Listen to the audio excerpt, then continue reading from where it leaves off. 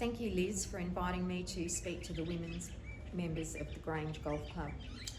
Liz has asked me to give you a brief overview of my time here at the club. I've been a member since 2007, and some of the questions that she posed that I could answer were, what was it like to be women's captain during 2013, 2014, including the greatest achievements and demands, expectations, etc.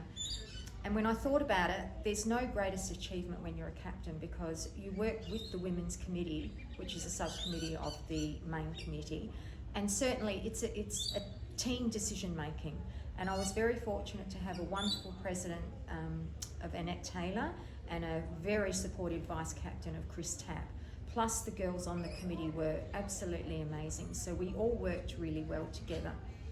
One of the lessons I learned very early on is when a member would come up and have a particular idea or a suggestion, and I would think, oh, that's a good idea. However, I soon learnt that you should take it back to the committee. So that's what I did during that time, because once you get sitting around the women's committee table, everyone puts their point of view across and we made the decisions based on what was best for the whole membership, not what one person thought. So it was a great time. I'd had a lot of experience prior to that, because I had been on the women's subcommittee for 2 years as a committee member and then 2 years as vice captain to Margaret Anderson. So I actually had 6 years in total, which was absolutely amazing, and it's one experience I will never forget and will always hold dearly to my heart. With the achievements, we obviously did what most captains do. You know, you look after the pennant teams, you find referees, you organise into club events. You have to sometimes coerce and bribe people to go in the events, especially when it's the Grange Blackwood Challenge at Blackwood at 8 o'clock in the morning. But bribery worked quite well, and certainly home baking often did persuade people to come and join. But it's a great camaraderie to be able to be part of that team, or managing the team, or helping them out, or encouraging them to win. And we had many successes during that time. There was one event that I did institute, and that was the Grange Woodlands Challenge. Prior to that, we had the Lakes Challenge, which was always a core group of people, and then people were invited. It's an invitational event. And it was Helen Sanderson who suggested to me that we have an inter-club competition with the Woodlands Golf Club. It started out as an informal event, however, it soon became very clear that it needed to be a club event. So it was a formal process that we went through the Grange Golf Club and the Woodlands Golf Club. The captain at Woodlands at that time was Kay Maluk, who is a very funny person, and we got on quite well, and we started talking about how the event would work and how many people we would have and how we would select players and the different formats of it. So it ended up being a very inclusive event, in that we decided, certainly here at Grange, that it would be nominations on the committee board downstairs, and anyone could put their name down, from a 45 handicapper to a scratch handicapper. Everyone had an opportunity to be part of that team. And then if there were too many players, we had 20 players, if there were too many, we would then draw a ballot. So it was absolutely fair and equitable for everybody. It meant that the year it was at Woodlands, we all went to Woodlands, and then it was a 2-year event as such for the players. So the next year at home, they would stay at home.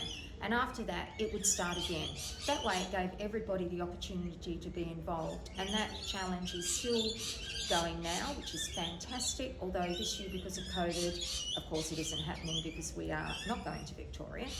But certainly the Woodlands ladies have always been fantastic, and it's a really great event, and something that has, I think, will last the time. And since then, we've also got the Royal Canberra Challenge, which is similarly based, and I think most of the women members have had the opportunity to nominate for those challenges, which is fantastic. Obviously, when you're the women's captain, you have to liaise with the management team here at Grange, and we are a subcommittee, so certainly you're involved in the match and course committee, which is very interesting. There is so much work that goes on behind the scenes. Not sure that everybody realises how hard the management team here at Grange work.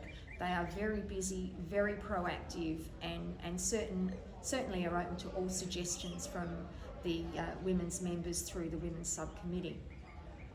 I found when I was captain that I had a great relationship with the club captain, which was Rick Kinnear at that time, and then David Lang.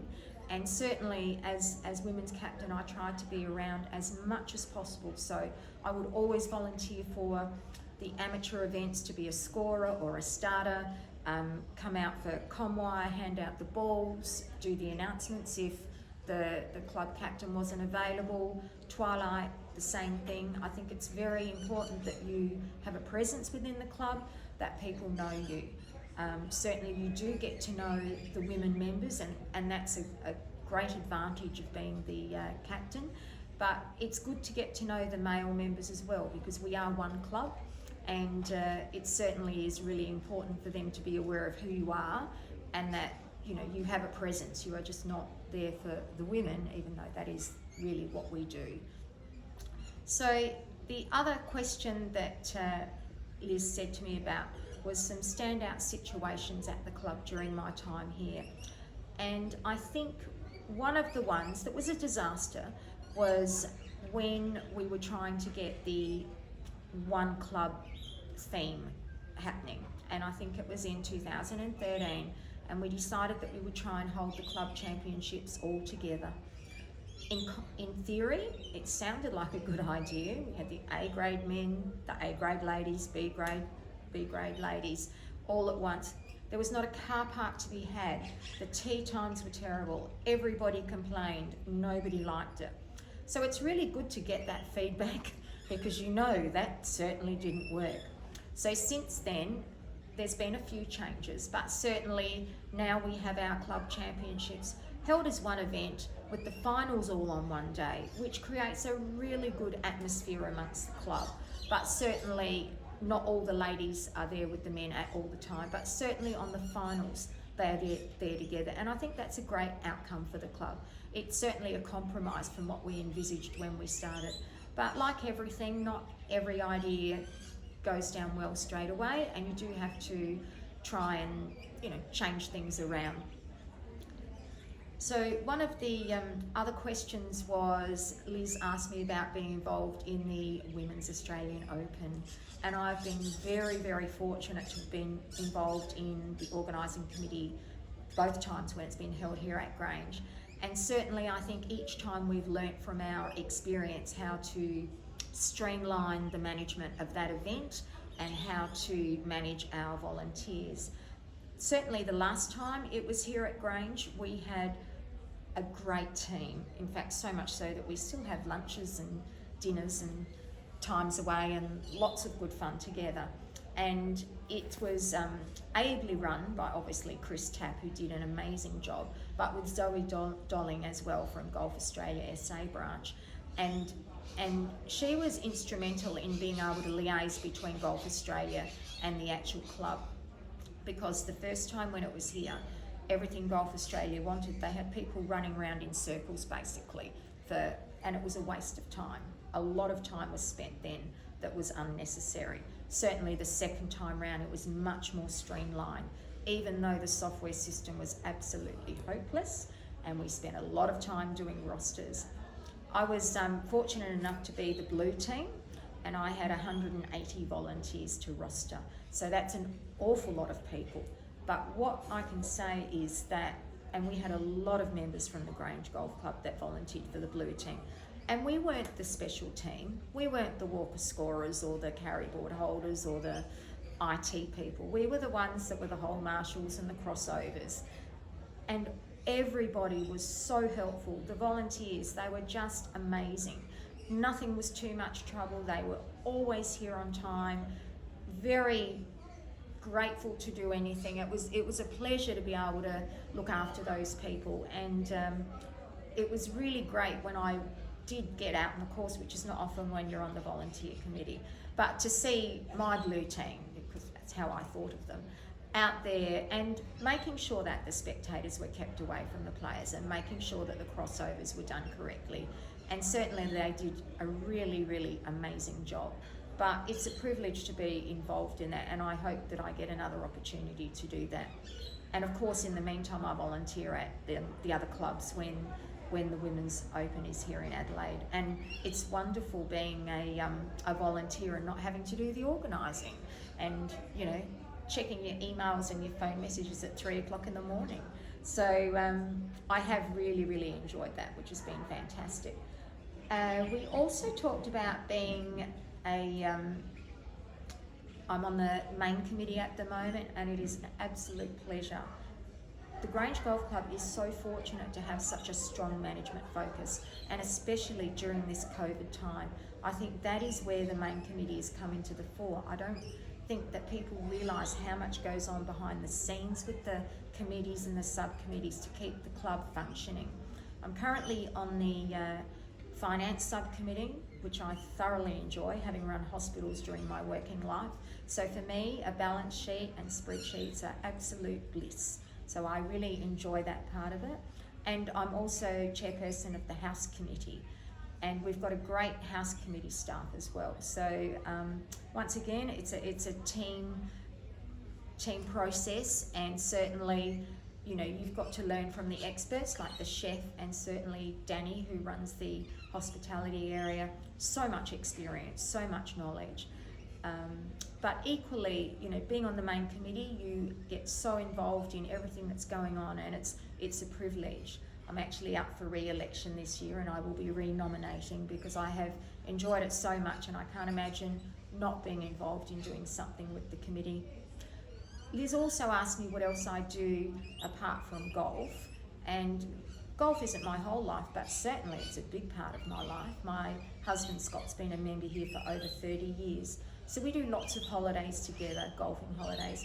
And I know most people that know me will find this hard to believe, but I actually enjoy dining out and drinking lots of champagne with my girlfriends. So I often have 1 or 2 girlfriends catch up per week, and then I see my son and granddaughter and partner and my mother probably once or twice a week. So I'm not actually often at home, but if I am, I can be seen on the balcony with a glass of champagne just the same. But thoroughly enjoy spending time with family and friends and going away on holidays, certainly not overseas anymore at the moment, and certainly even at the moment not interstate, but seeing our beautiful South Australia and spending time at some wonderful courses in South Australia. The last question that Liz talked about was maybe some memorable experiences on holidays. And certainly when I first took up golf, before I joined the Grange Golf Club, I can remember standing on the edge of a cliff, Skellig Bay in Ireland, and it was absolutely beautiful. And we were on our way to play the great course St Andrews, and I thought if I could just tip these clubs over the cliff, I will never have to hit this ball again. But here I am.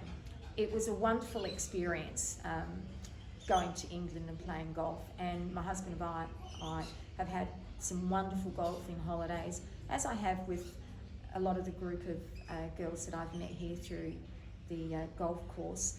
And you still have days where you wish you could throw those golf clubs away and never see the ball, but we come back just the same. So for me, golf it's more than the game, obviously, otherwise I would be in the A1 pennant team, and I'm not.